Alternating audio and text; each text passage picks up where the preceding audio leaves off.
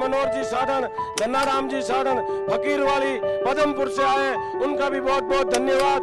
मैं 2-3 हमारे वक्ता सुबह से हैं, एक मिनट उनको बुलाना चाहूंगा। एडवोकेट सतीश जी से 1 मिनट में अपनी बात रखे, ये भाई संध्या वंचन करेंगे, इसलिए 1 मिनट में बात। जय बोलो गुरु जम्बेश्वर भगवान की।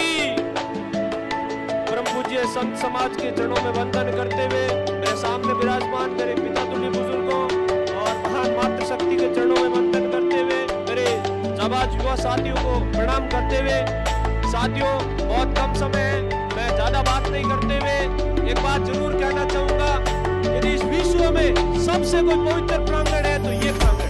तो इसका मेरा कहने का भाव ये है कि जहाँ हम घर में जाकर भी करवाते हैं ना, उसके प्रति भी एक स्वार्थ होता है कि घर में वंचन करें, इसलिए 1 मिनट में बात। जय बोलो गुरु जम्बेश्वर भगवान की।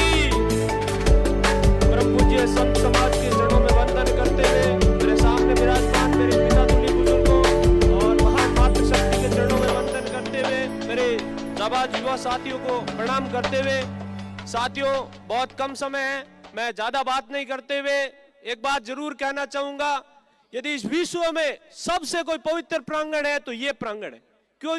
इसका मेरा कहने का भाव ये है कि जहां हम घर में जागरण भी करवाते हैं ना, उसके प्रति भी एक स्वार्थ होता है कि घर में जागरण होगी तो बलि पड़ेगी, अच्छा होगा।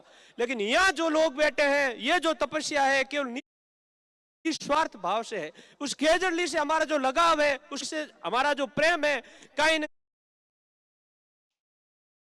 बात जरूर कहना चाहूंगा, यदि इस विश्व में सबसे कोई पवित्र प्रांगण है तो ये प्रांगण है। क्यों? इसका मेरा कहने का भाव ये है कि जहां हम घर में जागरण भी करवाते हैं ना, उसके प्रति भी एक स्वार्थ होगी, अच्छा होगा।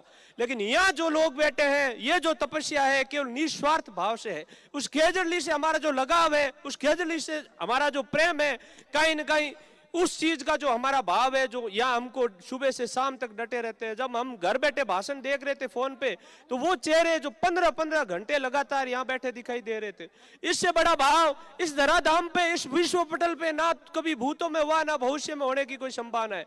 जब राजा महाराजाओं का राज था तो खेजड़ली आंदोलन हुआ, जब राजा महाराजाओं की तानाशाही थी और उस रूप को उन्होंने उनकी हत्या करके अपनी तानाशाही से उन खेजड़लियों को काटा। लेकिन लोकतंत्र में आज ये आंदोलन भी किसी खेजड़ली आंदोलन से कम नहीं है, क्योंकि लोकतंत्र में यही तरीका होता है अपनी सरकारों को बातें मनवाने का।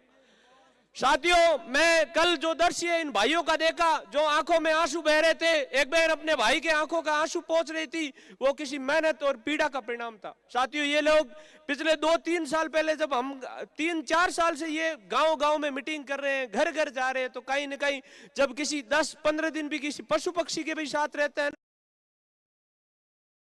पिछले 2-3 साल पहले जब हम 3-4 साल से ये भी साथ रहते हैं ना, तो उनके प्रति भी हमारा भाव होता है। तो इनका भाव कितना सुदृढ़ होगा कि ये 4-4, 5-5 सालों से अपने घर परिवार को छोड़ करके इस खेजड़ली माँ को बचाने के लिए जी जान से लगे हुए हैं।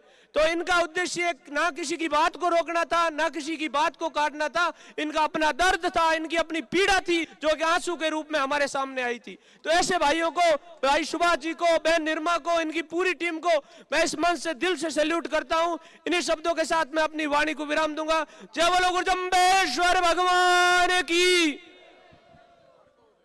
हमारे विकास बिश्नोई